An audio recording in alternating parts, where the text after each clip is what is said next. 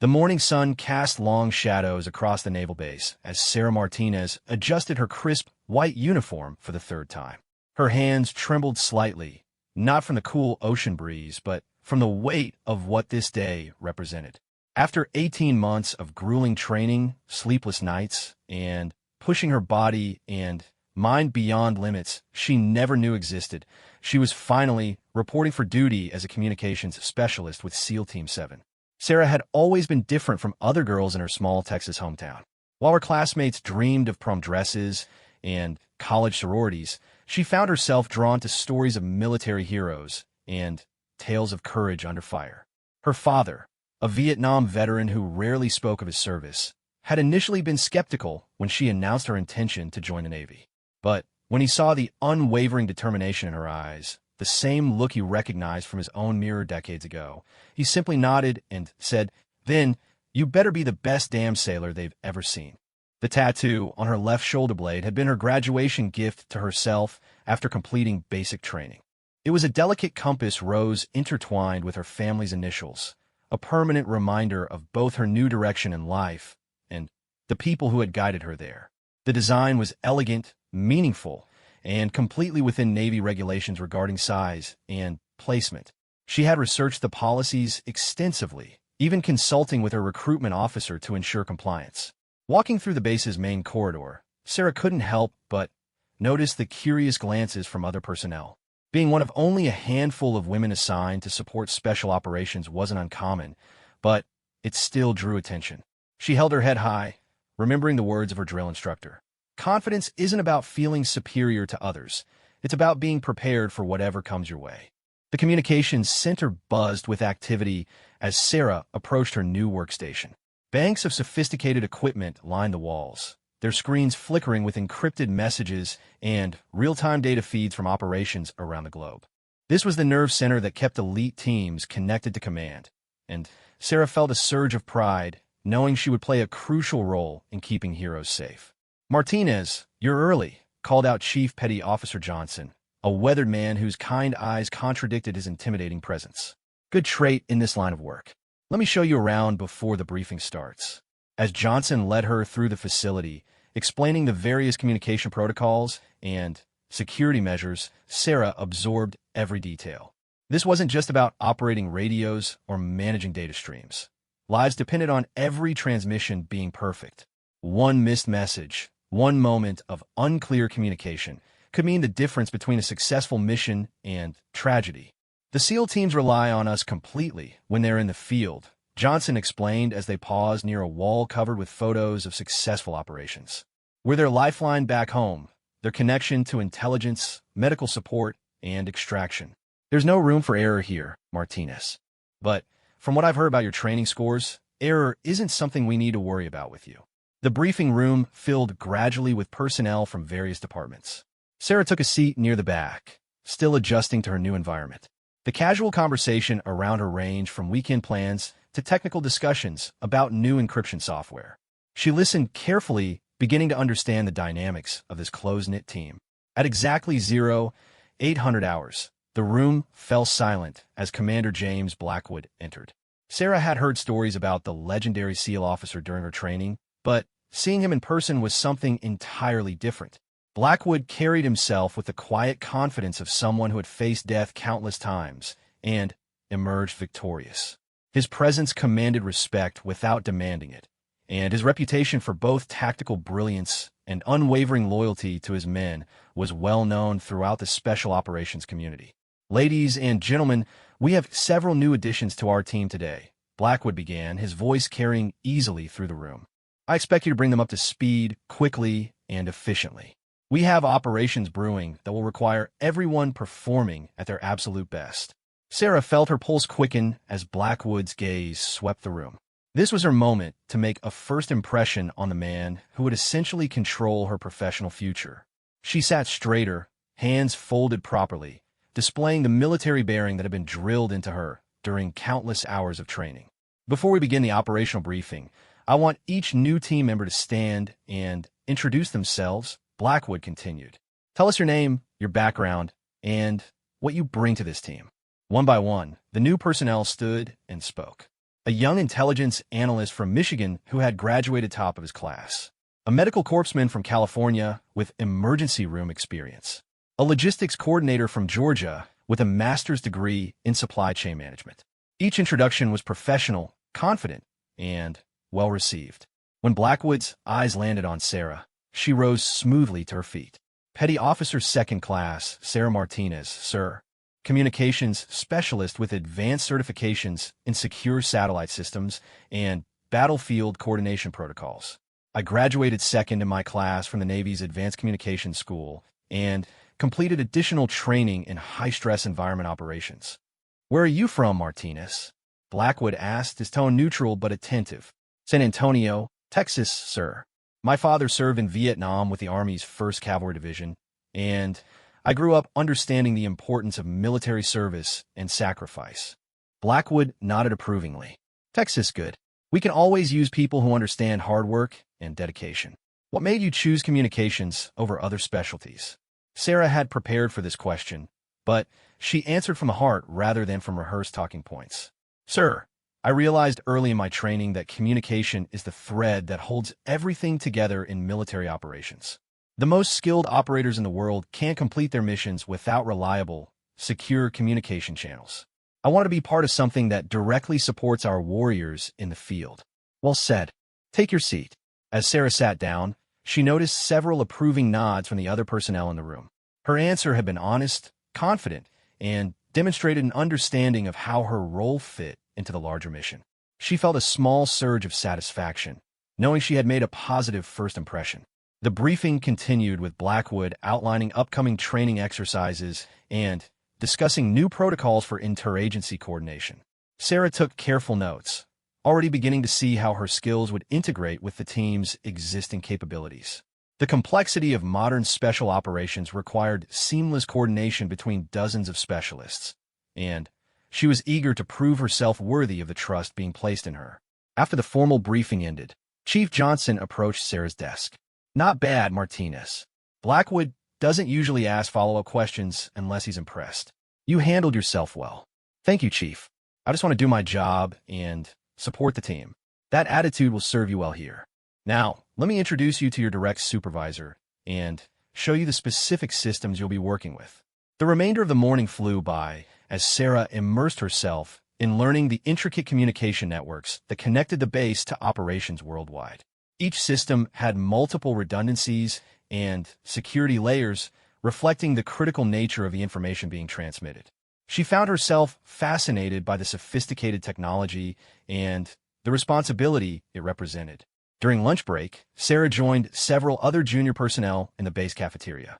The conversation was light, covering topics from hometown sports teams to favorite movies, but she could sense an underlying seriousness in everyone. They all understood they were part of something much larger than themselves. So Martinez, what's your story? Asked Petty Officer Thompson, a sonar technician who had been stationed at the base for 2 years. What made you want to work with the special operations community? Sarah paused, considering how much personal information to share. I guess I've always been drawn to challenges that matter. My father never talked much about his military service, but I could see how it shaped him. The discipline, the sense of purpose, the commitment to something bigger than yourself. I wanted to experience that for myself. It's definitely different from civilian life, Thompson agreed. The responsibility can be overwhelming sometimes, knowing that people's lives depend on you doing your job perfectly. But it's also incredibly rewarding when you know you've made a difference. The afternoon brought hands-on training with the communication systems Sarah would be operating. Chief Johnson proved to be an excellent instructor, patiently explaining not just how to use the equipment, but why certain protocols existed and how they had evolved through hard-learned lessons in the field. Every procedure we follow was written in someone's blood, Johnson explained as they worked through encryption protocols. These aren't arbitrary rules created by bureaucrats in Washington. They're survival techniques developed by people who learned what works and what doesn't in life or death situations. As the day progressed, Sarah felt increasingly confident in her new role. The training she had received prepared her well for the technical aspects of the job, and the team's welcoming attitude helped ease her concerns about fitting in. She was beginning to understand that despite the serious nature of their work, there was a strong sense of camaraderie among the personnel. Near the end of her shift, Sarah was organizing her workspace when she overheard a conversation between two veteran communications specialists discussing an upcoming operation.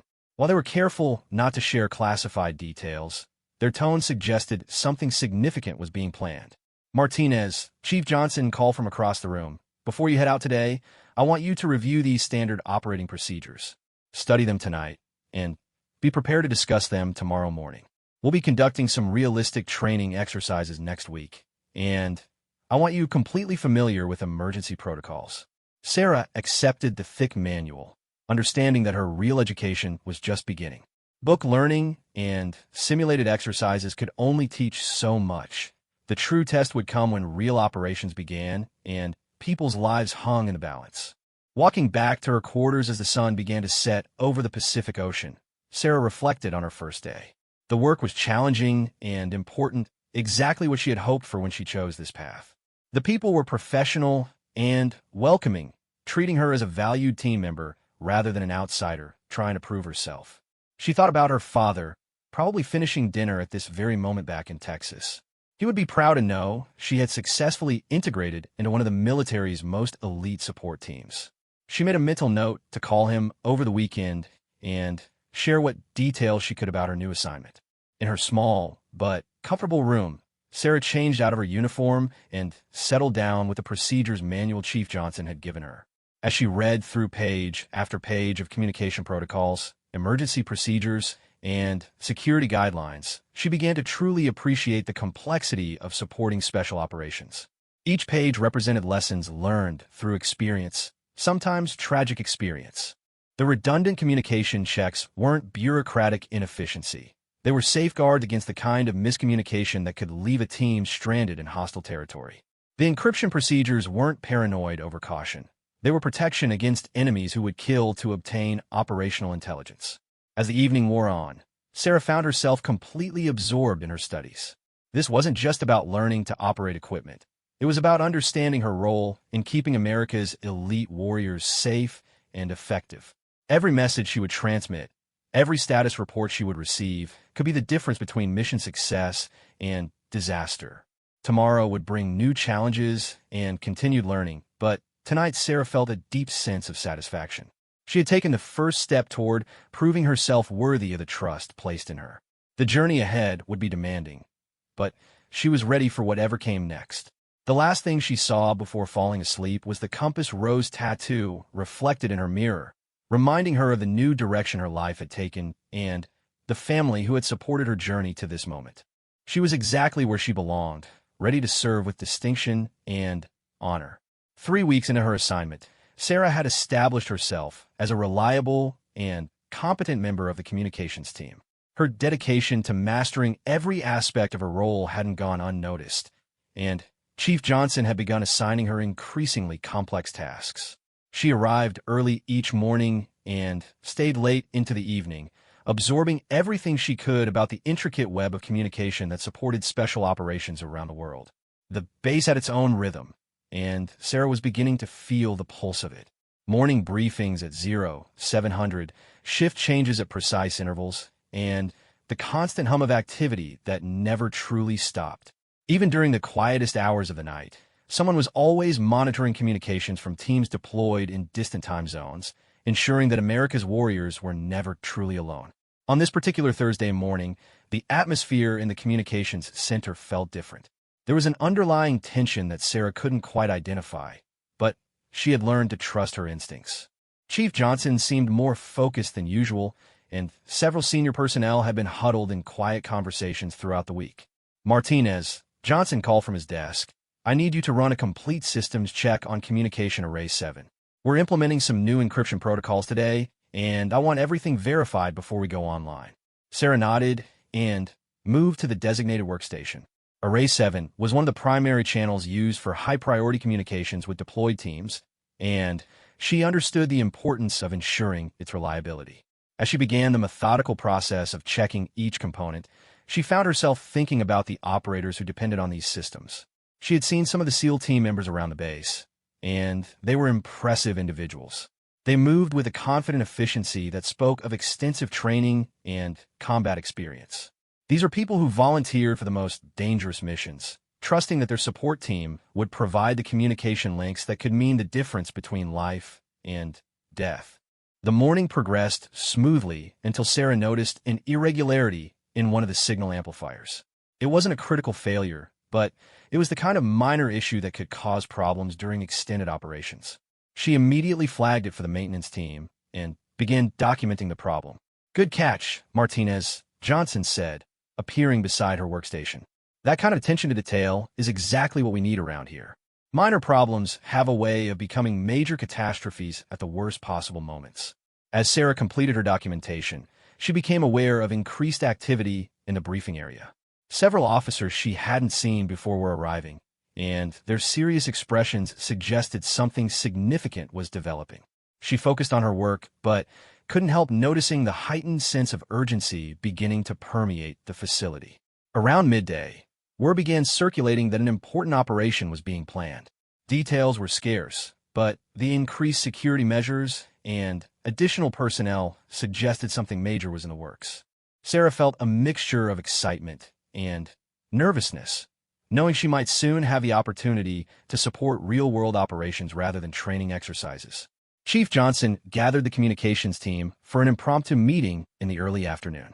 "Ladies and gentlemen, we're going to be supporting an operation that requires our absolute best performance. I can't share specifics yet, but I want everyone to double-check their equipment and review emergency procedures. This is what we train for." The remainder of the afternoon was spent in intensive preparation. Sarah found herself working alongside veteran specialists who shared their experience and insights. She learned about the subtle signs that could indicate communication problems before they became critical, and the backup procedures that could save lives when primary systems failed. As evening approached, Sarah was organizing her workstation when she noticed several team members gathering around someone's desk, their quiet laughter drawing her attention. Curious about what was amusing her colleagues during such a serious time, she moved closer to see what was happening. Petty Officer Thompson was showing something on his phone to the small group, and Sarah could see it was some kind of social media post. As she got closer, she realized with growing horror that it was a photo of her taken during a recent base social event. Someone had captured her in a moment when her uniform shirt had shifted, revealing part of her tattoo. "Look at this," Thompson was saying with amusement. "Martinez has a compass tattoo, like she needs a permanent reminder of which direction is north." Another communications specialist chuckled and added, "Maybe she got lost too many times in basic training. Had to get a backup navigation system tattooed on her shoulder." Sarah felt her cheeks burning with embarrassment, but what truly stung was the casual dismissal of something that meant so much to her.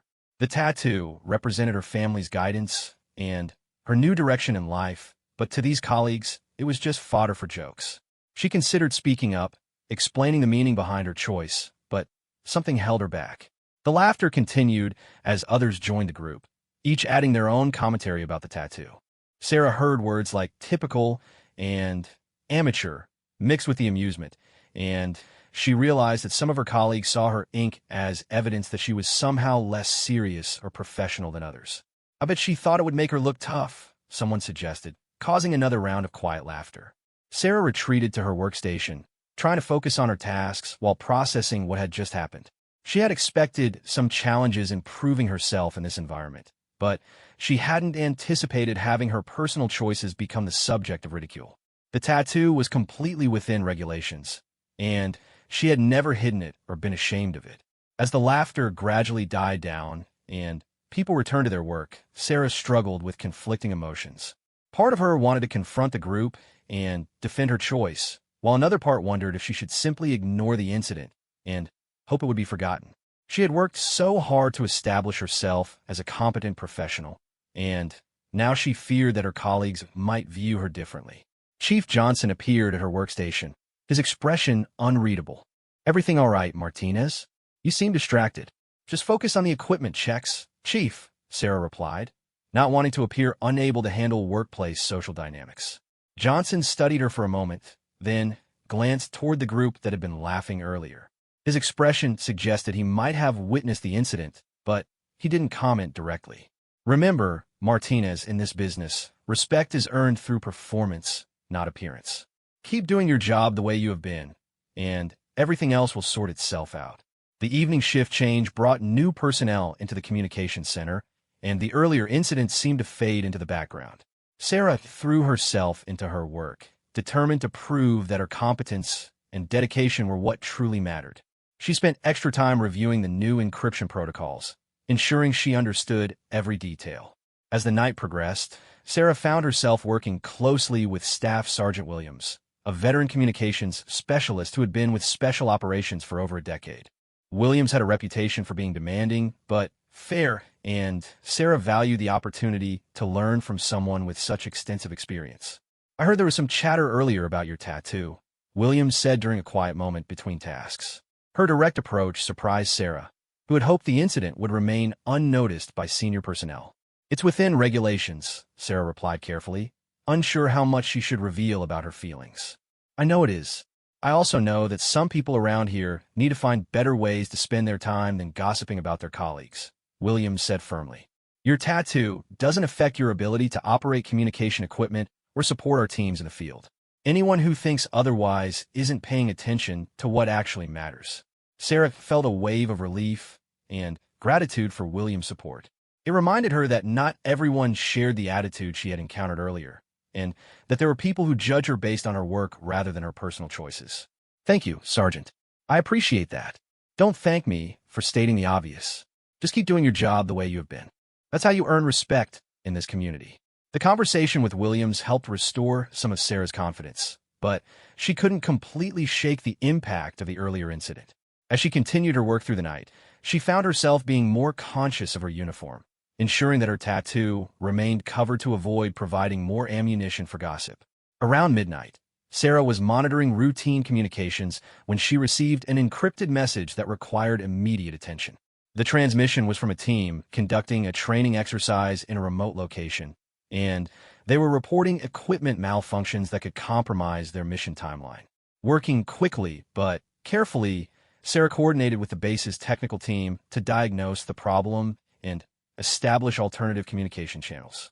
The exercise was realistic enough that treating it as a real-world emergency was essential for proper training. Over the next 2 hours, she managed multiple communication streams, ensuring that the training team maintained contact with their controllers while technical issues were resolved.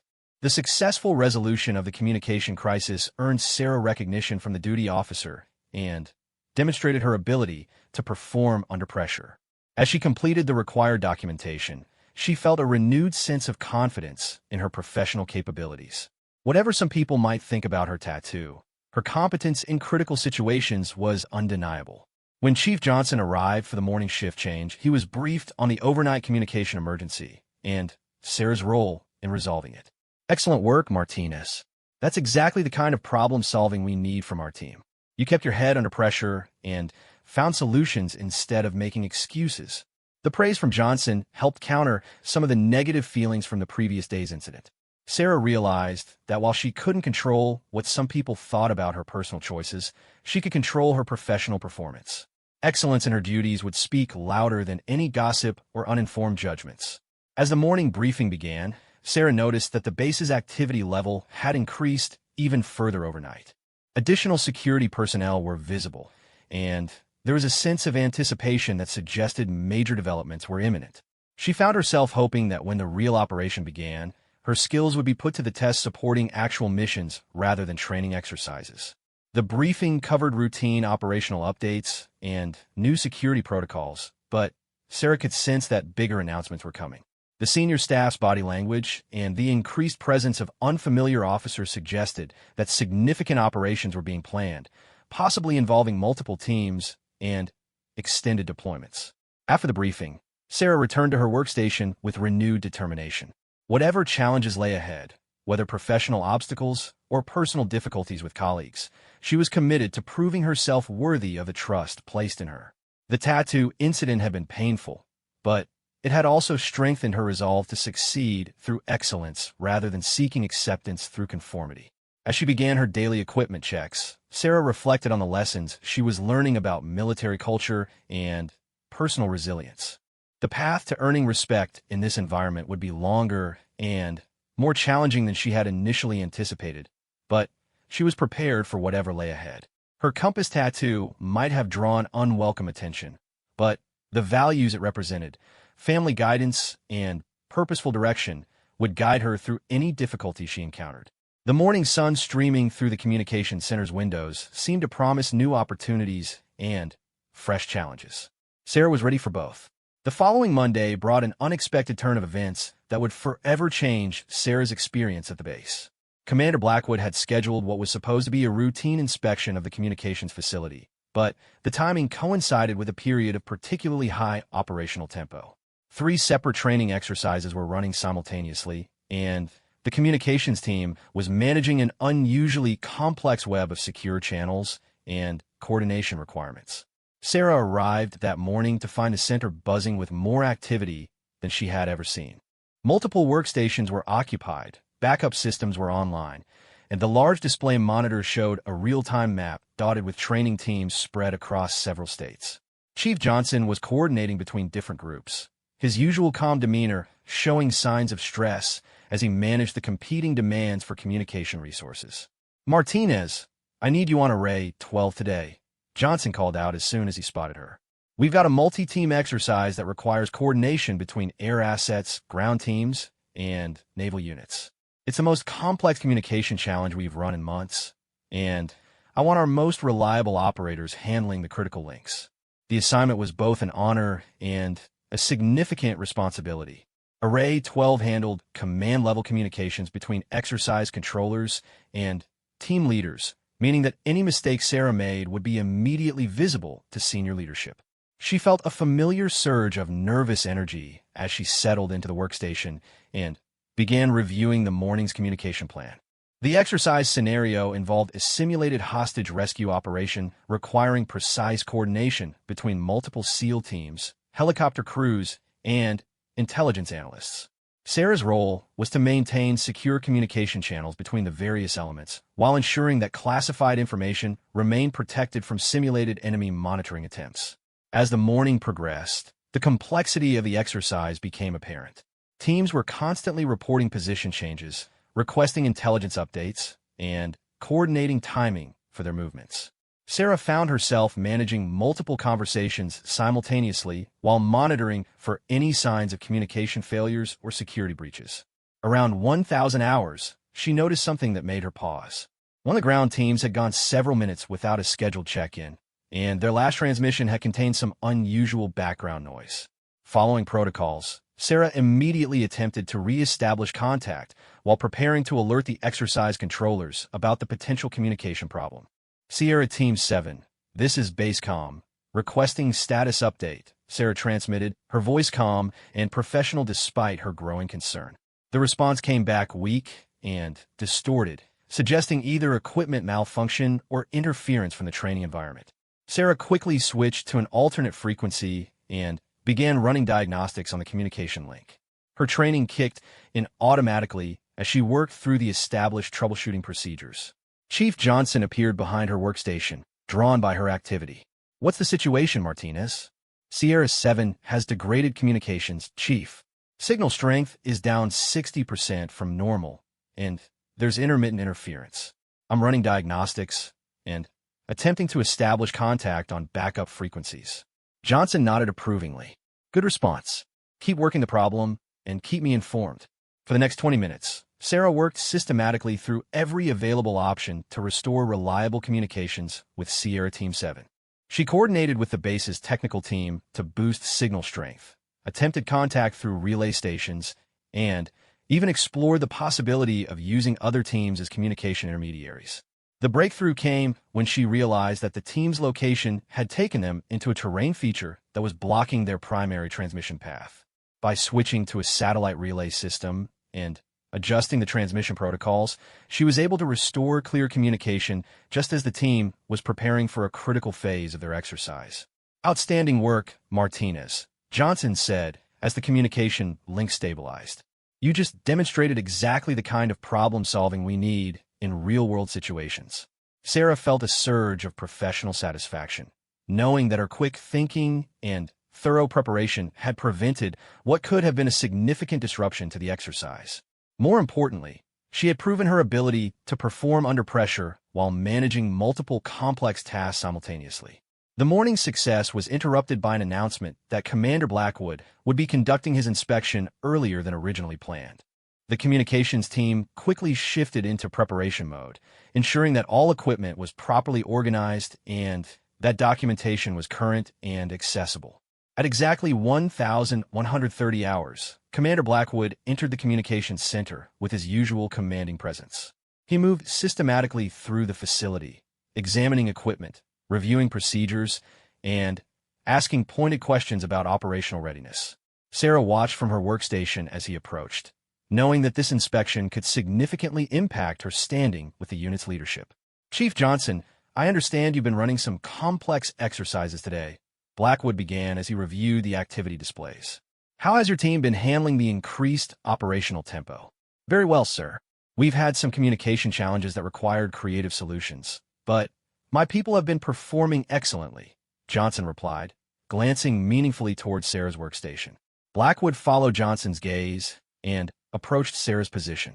She stood at attention as he examined her workstation setup and reviewed the logs of the morning's communication activities. His expression remained neutral, but she could sense his attention to detail as he absorbed information about her performance. "Petty Officer Martinez, I see you were handling the Sierra 7 communication issue this morning. Walk me through your response," Blackwood requested. Sarah launched into a clear, concise explanation of the problem she had encountered and the steps she had taken to resolve it. She covered her initial assessment, the troubleshooting procedure she had followed, and the ultimate solution that had restored reliable communications. Blackwood listened intently, occasionally asking technical questions that demonstrated his own understanding of communication systems. "Your response was textbook perfect," Blackwood concluded. "You identified the problem quickly, worked systematically through solutions, and restored communications before the exercise timeline was compromised. That's exactly the kind of competence we need supporting our operators." The praise from Commander Blackwood sent a wave of pride through Sarah, and she could see approving nods from other team members who had witnessed the exchange. Her professional performance was earning recognition from the highest levels of leadership, validating all the hard work she had invested in mastering her craft. The inspection continued as Blackwood moved to other workstations and examined different aspects of the facility's operations. Sarah returned to her duties, managing the ongoing exercise communications while feeling more confident about her place within the team than she had since arriving at the base. It was during this period of professional satisfaction that the incident occurred that would change everything. Sarah was focused on coordinating between two training teams when she felt someone approaching her workstation from behind. Assuming it was Chief Johnson or another colleague, she continued her work while preparing to provide a status update. "Martinez, I need to see you for a moment," came a voice she didn't immediately recognize. Sarah turned to see Petty Officer Thompson standing behind her, along with two other communications specialists she knew casually. Thompson was holding what appeared to be a printout of something, and his expression was different from the usual friendly professionalism she was accustomed to seeing. "I'm in the middle of coordinating exercise communications," Sarah replied, gesturing toward her active workstation. "Can this wait until the current phase is complete?" "This will just take a minute," Thompson insisted, moving closer to her workstation. "We were curious about something and thought you might want to explain." Sarah felt a growing sense of unease as Thompson placed the printout on her desk. It was a high-resolution photo of her tattoo, apparently captured from social media and enhanced to show every detail of the Compass Rose design. The image had been printed with what appeared to be official documentation formatting, making it look like some kind of formal report.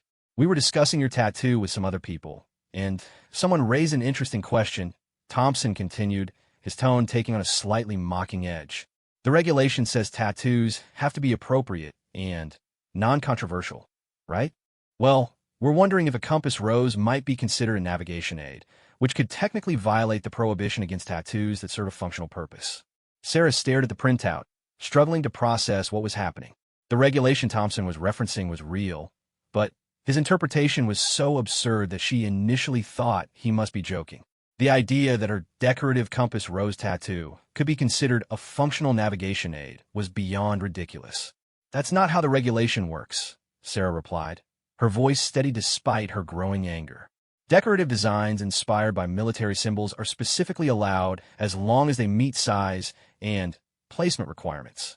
Maybe, Thompson said with a shrug that suggested he wasn't convinced.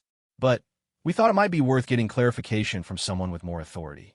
Just to make sure everything is above board. The conversation was attracting attention from other personnel in the communications center, and Sarah became aware that their voices were carrying beyond their immediate area. She could see colleagues glancing in their direction, and the professional atmosphere of the facility was being disrupted by what was clearly a personal conflict disguised as a policy question. "Look, Thompson, I've got work to do," Sarah said firmly, attempting to end the conversation before it escalated further. "My tattoo is completely within regulations, and I don't appreciate having my professionalism questioned based on someone's misinterpretation of policy." "Nobody's questioning your professionalism," Thompson replied, though his tone suggested otherwise. "We're just making sure everyone's following the same rules. Maybe we should ask Chief Johnson what he thinks about the functional purpose issue." Before Sarah could respond, she became aware of a sudden change in the atmosphere around them. The casual conversation and background noise that normally filled the communication center had dropped to an unusual quiet, and she could sense that someone important had entered their area. Turning around, Sarah felt her heart skip a beat as she saw Commander Blackwood approaching their group. His expression was unreadable, but there was an intensity in his demeanor that suggested he had overheard at least part of their conversation. The timing couldn't have been worse, with the inspection still in progress and the communication exercise requiring her full attention. "Is there a problem here?" Blackwood asked, his voice carrying the kind of quiet authority that immediately commanded everyone's attention. Thompson straightened to attention, suddenly seeming to realize that his casual harassment of a colleague had attracted exactly the wrong kind of leadership attention. "No, sir, just discussing uniform regulations with Petty Officer Martinez." Blackwood's eyes moved between Thompson, the other specialists, and Sarah before settling on the printout, still lying on her workstation. He picked up the image and studied it for several seconds, his expression growing increasingly stern as he absorbed what he was looking at. "Someone printed a photograph of Petty Officer Martinez's tattoo?" Blackwood asked, his voice dropping to a dangerously quiet level. "We were just trying to clarify whether it might violate the functional purpose clause," Thompson explained, apparently not recognizing the warning signs in Blackwood's demeanor. "The functional purpose clause," Blackwood repeated slowly, as if testing the words to see how they sounded. "You believe that Petty Officer Martinez's decorative compass rose tattoo serves as a functional navigation aid?" Thompson seemed to finally realize that his position was becoming untenable, but he had committed too deeply to back down gracefully. "It's possible, sir. The regulation is pretty specific about tattoos that serve functional purposes." What happened next would become legendary within the communications facility and would be discussed in hushed tones for months afterward. Commander Blackwood's expression shifted from stern professionalism to something approaching controlled fury as he processed the full implications of what had been happening. The silence in the communications center became absolute as Commander Blackwood held the printed photograph, his knuckles whitening around the edges of the paper.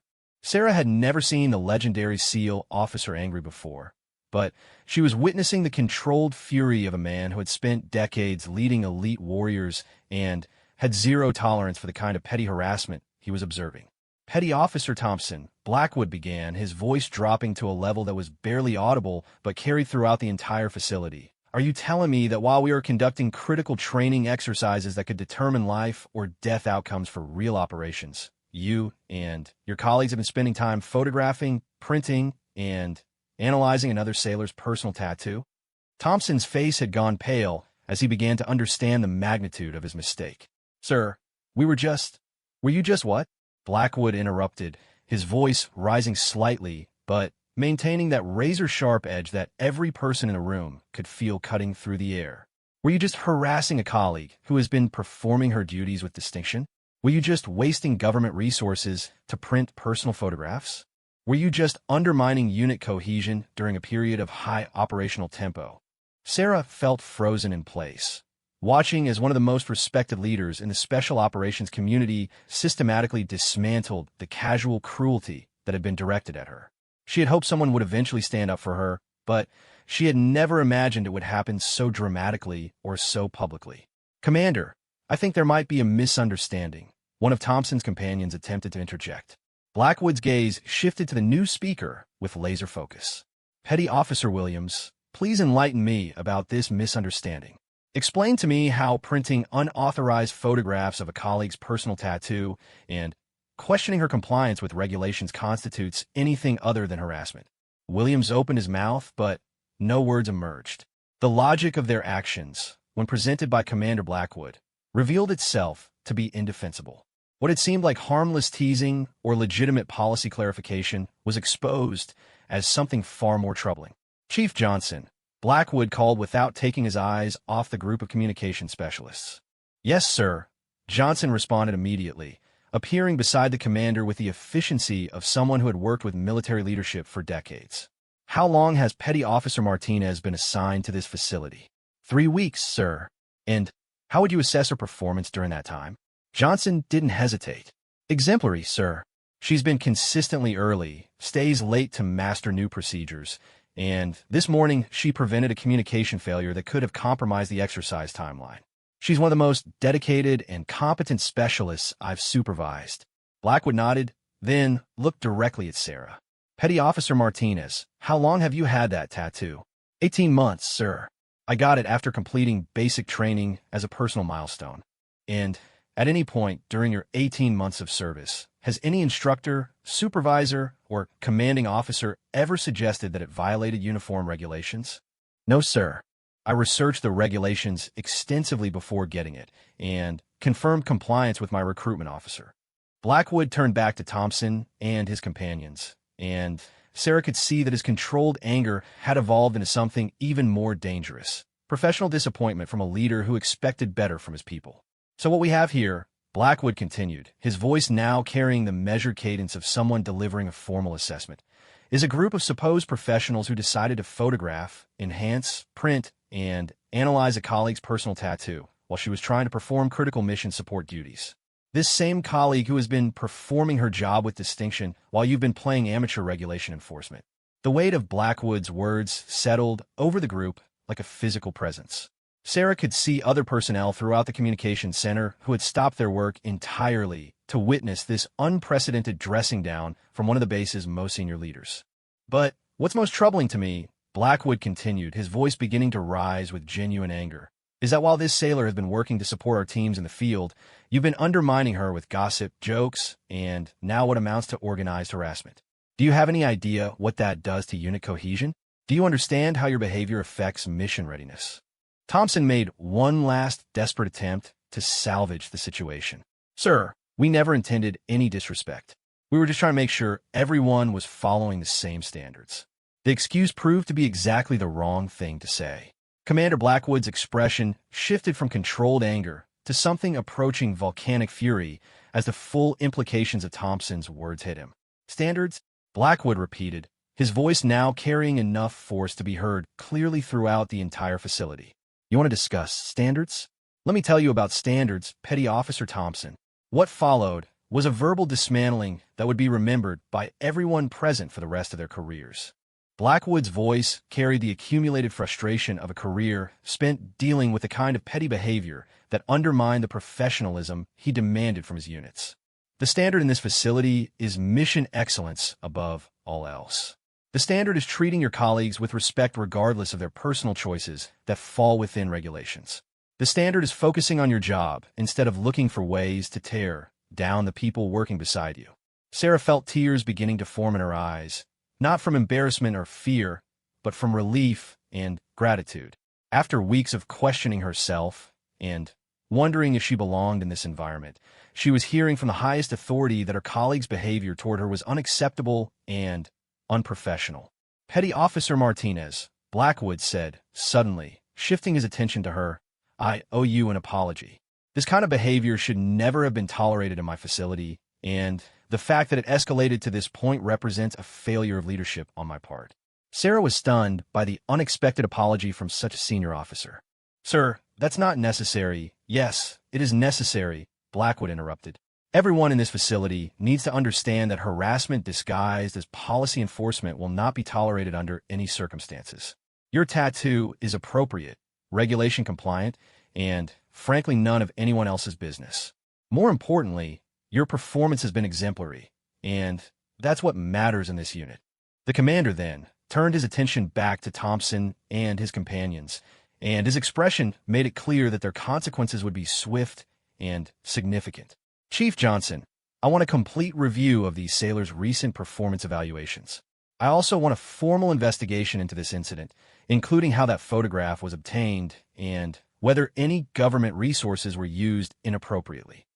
Yes, sir, Johnson replied, already beginning to understand the paperwork storm that was about to descend on his facility. Furthermore, Blackwood continued, I want these three individuals to provide written explanations of their actions, including their understanding of why their behavior was inappropriate and what they will do differently in the future. Thompson and his companions exchanged worried glances, beginning to realize that their casual harassment had serious professional consequences.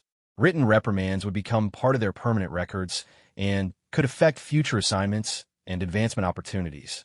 But, most importantly, Blackwood said, his voice rising to ensure everyone in the facility could hear him clearly, I want everyone in this communications center to understand that we are professionals supporting warriors in life and death situations. We don't have time for high school gossip or amateur policy interpretation. We have a mission to accomplish, and anyone who can't focus on that mission doesn't belong here. The message was unmistakable and comprehensive. Blackwood had used this incident as an opportunity to establish clear expectations for behavior and professionalism throughout the entire facility. Sarah realized that while the confrontation had been painful, it might ultimately result in a better working environment for everyone. Petty Officer Martinez, Blackwood said, returning his attention to her, I understand you were managing exercise communications when this interruption occurred. Please return to your duties. Chief Johnson, ensure that Petty Officer Martinez has whatever support she needs to complete her assigned tasks. Yes, sir, Sarah replied, moving back to her workstation with a mixture of relief and lingering adrenaline from witnessing such an intense confrontation. As she settled back into her communication duties, Sarah could hear Blackwood continuing his discussion with Thompson and his companions, though the specific words were now too quiet for her to make out. The tone, however, remained stern and unforgiving. The remainder of the exercise passed without incident, though Sarah could feel the changed atmosphere in the communications center. Colleagues who had previously been neutral or distant now offered support and assistance, while others seemed to be reevaluating their own behavior in light of Blackwood's dramatic intervention. Chief Johnson approached her workstation as the exercise was winding down. Martinez, are you all right? That was a hell of a thing to witness. I'm fine, Chief. Actually, I'm better than fine. I never expected Commander Blackwood to respond so strongly. Blackwood doesn't tolerate anything that interferes with mission readiness, Johnson explained. He's seen too many good people driven away by exactly the kind of behavior you've been dealing with. He takes unit cohesion very seriously. As the day's shift ended, Sarah reflected on the dramatic events that had unfolded. The incident with her tattoo had escalated far beyond anything she could have anticipated, but the outcome had been overwhelmingly positive. Not only had her professional competence been publicly recognized, but she had gained a powerful advocate in Commander Blackwood. More importantly, the clear message sent throughout the facility would likely prevent similar incidents from occurring to other personnel in the future. Sarah's willingness to endure the harassment while focusing on her professional duties had ultimately contributed to establishing better standards for everyone. Walking back to her quarters that evening, Sarah felt a profound sense of vindication and belonging. The compass rose tattoo that had been the source of so much unwelcome attention had inadvertently led to her being recognized for what truly mattered: her dedication, competence, and professionalism. She thought about calling her father to share the day's events, but decided to wait until she could process everything that had happened. The support she had received from Commander Blackwood and Chief Johnson had shown her that she was valued as a team member and that her contributions were recognized at the highest levels. Tomorrow would bring new challenges and responsibilities, but tonight Sarah felt confident that she had found her place within the special operations community. The path had been more difficult than anticipated, but the destination was exactly where she belonged. 6 months had passed since the dramatic confrontation in the communications center, and the base had settled into a new rhythm of professionalism and mutual respect. The incident involving Sarah's tattoo had become something of a legend within the facility, serving as a powerful reminder of Commander Blackwood's expectations for his personnel. For Sarah, those months had been transformative in ways she could never have anticipated. The immediate aftermath of Blackwood's intervention had brought significant changes to the communications team's dynamics. Thompson and his companions had received formal reprimands that would follow them for the remainder of their careers, and two of them had ultimately requested transfers to other facilities. The message had been clear throughout the special operations community. Harassment disguised as policy enforcement would not be tolerated. More importantly for Sarah, the incident had established her as someone under Commander Blackwood's direct protection and notice. This recognition had opened doors to advanced training opportunities and special assignments that typically took years of service to achieve. She had been selected for specialized courses in battlefield communications, emergency protocols, and interagency coordination that marked her as a rising star within the communications specialty. On this particular morning, Sarah arrived at work to find an unusual level of activity throughout the base. Vehicles she didn't recognize were parked near the administrative buildings, and personnel from other units were moving through areas typically restricted to special operations support staff. The signs suggested that something significant was developing, possibly involving real-world operations rather than training exercises. Chief Johnson briefed the communications team with more urgency than usual. Ladies and gentlemen, we're transitioning from exercise support to operational readiness. I can't provide details yet, but I want everyone prepared for extended duty periods and possible deployment to forward operating bases. Sarah felt the familiar surge of excitement and nervousness that came with the possibility of supporting actual combat operations. All her training and preparation had been building toward the moment when she would provide communication support for warriors engaged in real missions with genuine life-or-death consequences.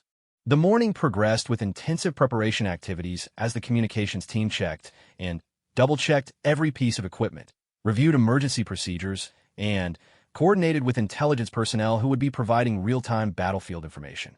Sarah found herself assigned to the primary command communication array, a position typically reserved for the most experienced operators. Around midday, Commander Blackwood entered the communications center with a group of senior officers Sarah didn't recognize. Their presence immediately elevated the seriousness of whatever was being planned, and she could sense that major decisions were being made at the highest levels of command. "Chief Johnson, I need to speak with your team about the upcoming operation," Blackwood announced, his voice carrying the authority and gravity that Sarah had come to associate with his most important communications. The communications team gathered in the briefing area as Blackwood prepared to share information that would define their immediate future. Sarah took her usual position near the back of the group, though she noticed that Blackwood's eyes found her almost immediately among the assembled personnel. "What I'm about to tell you is classified at the highest levels," Blackwood began, "and the success of this operation may depend on your ability to maintain perfect communication links under extreme conditions." He activated a large display screen that showed a map of a region Sarah recognized as being in a politically unstable area where American interests were frequently threatened. Red markers indicated known hostile positions, while blue markers showed friendly forces and potential extraction points. "We have intelligence indicating that American hostages are being held at this location," Blackwood continued, pointing to a compound marked in yellow on the display. "A joint task force including multiple SEAL teams, Army Rangers, and air assets will be conducting a rescue operation within the next 72 hours. Sarah felt her pulse quicken as she realized she would be supporting the kind of high-stakes mission that defined the special operations community's most critical work. This wasn't a training exercise or a routine deployment. This was exactly the type of operation that could save American lives or result in tragedy if anything went wrong. "The communication challenges for this mission are substantial," Blackwood explained, switching to a more detailed tactical display. "The target area has significant electronic interference, multiple potential threats to our communication networks, and requires coordination between elements separated by hundreds of miles." Chief Johnson stepped forward to address the technical aspects of the mission. "We'll be operating multiple redundant communication networks to ensure that losing any single system won't compromise the operation. Each team will have primary and backup communication links, and we'll have specialists monitoring every channel for signs of interference or enemy monitoring." Sarah absorbed every detail as Johnson outlined the communication plan. Her role would be to maintain the primary command link between the forward operating base and the teams conducting the actual rescue. If her equipment failed or her performance faltered, the entire operation could be compromised. Petty Officer Martinez, Blackwood said, causing Sarah to straighten to attention. You'll be operating the primary command communication array for this mission. Based on your performance over the past months, Chief Johnson and I have determined that you're the best qualified operator for this critical assignment.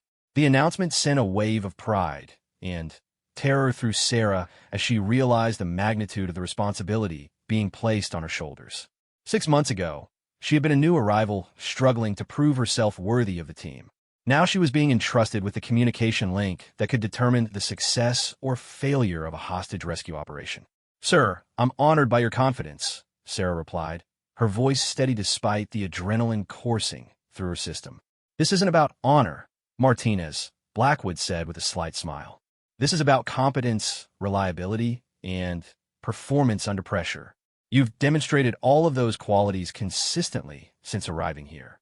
The briefing continued with detailed discussions of backup procedures, emergency protocols, and contingency plans for every conceivable communication failure. Sarah took careful notes while visualizing herself managing the complex web of connections that would keep the rescue teams linked to their command and control elements. As the meeting concluded, Sarah found herself both exhilarated and terrified by the opportunity ahead. Everything she had worked for since joining the Navy was culminating in this moment when her skills would be tested in the most demanding circumstances possible. Chief Johnson approached her as the other personnel dispersed to begin their preparations. "Martinez, I know this is a big assignment, but you're ready for it. Your technical skills are excellent, and more importantly, you've proven that you can think clearly under pressure." "Thank you, Chief. I won't let the team down." "I know you won't. But remember, if you encounter any problems during the operation, don't try to handle them alone. We'll have backup operators and technical support available throughout the mission." The remainder of the day was spent in intensive preparation as Sarah familiarized herself with the specific equipment she would be using and reviewed the communication protocols that would govern the operation. The complexity was staggering, requiring her to manage multiple secure channels while monitoring for electronic threats and coordinating with intelligence personnel providing real-time updates. That evening, as Sarah was completing her final equipment checks, she became aware of someone approaching her workstation. Turning around, she was surprised to see Commander Blackwood himself, out of uniform and apparently making informal rounds through the facility. "Working late again, Martinez?" he asked, his tone more conversational than she was accustomed to hearing. "Just making sure everything is perfect for tomorrow, sir. This isn't the kind of mission where you want to discover equipment problems after it's too late to fix them." Blackwood nodded approvingly. "That attention to detail is exactly why you're operating the primary array. But I also want to talk to you about something else." Sarah felt a moment of concern, wondering if some new problem had emerged that could affect her assignment to the mission. 6 months ago, when that situation developed with your tattoo, I made a decision about what kind of unit I wanted to command," Blackwood continued. "I decided that I wanted people who were focused on mission accomplishment rather than finding reasons to tear each other down. That means a lot to me, sir. What happened to you was unacceptable, and I'm glad we were able to address it decisively. But more than that, your response to that situation told me everything I needed to know about your character. You didn't let it affect your work performance, you didn't retaliate against your colleagues, and you continued to focus on becoming the best communications specialist you could be." Sarah felt tears beginning to form as she realized that Commander Blackwood was sharing something deeply personal with her about leadership and the qualities he valued most in his people. "Tomorrow, when you're managing those communication links, you'll be carrying the trust of every person involved in this operation," Blackwood said. "The SEAL teams conducting the rescue, the pilots flying support, the intelligence analysts providing updates. They'll all be depending on you to keep them connected and informed." "I understand, sir. I won't let them down." "I know you won't. But I also want you to understand that your success in this assignment isn't just about technical competence. It's about the character you've demonstrated over the past months, the dedication you've shown to your craft, and the professionalism you've maintained even when things were difficult." Blackwood paused, seeming to consider his next words carefully. "When I was coming up through the ranks, I had leaders who saw potential in me and gave me opportunities to prove myself. Tonight, I'm doing the same thing for you. This mission will define your career in ways you can't yet imagine." The conversation concluded with Blackwood offering his final encouragement before the operation began. As he walked away, Sarah reflected on the incredible journey that had brought her to this moment. The tattoo incident that had initially seemed like a career-threatening crisis had ultimately led to opportunities she could never have imagined. She thought about her father back in Texas, probably watching the evening news and unaware that his daughter would soon be supporting one of the most critical military operations currently being planned. The compass rose tattoo, hidden beneath her uniform, seemed to pulse with meaning as she prepared for the challenge ahead. Tomorrow would bring the ultimate test of everything she had learned and all the skills she had developed. The communications array she had been entrusted with would serve as the lifeline connecting American warriors to their command structure and to each other. Lives would depend on her competence, her preparation, and her ability to perform flawlessly under the most demanding conditions imaginable. As Sarah completed her final preparations and headed to her quarters for a few hours of rest, she felt a profound sense of purpose and responsibility. The journey from laughingstock to trusted specialist had been challenging and sometimes painful, but it had forged her into exactly the kind of professional the special operations community needed. The compass rose tattoo that had once drawn ridicule now seemed like a prophetic symbol of the direction her career had taken. Tomorrow, she would prove that true north wasn't just a direction on a map. It was a commitment to excellence, integrity, and service that would guide her through whatever challenges lay ahead.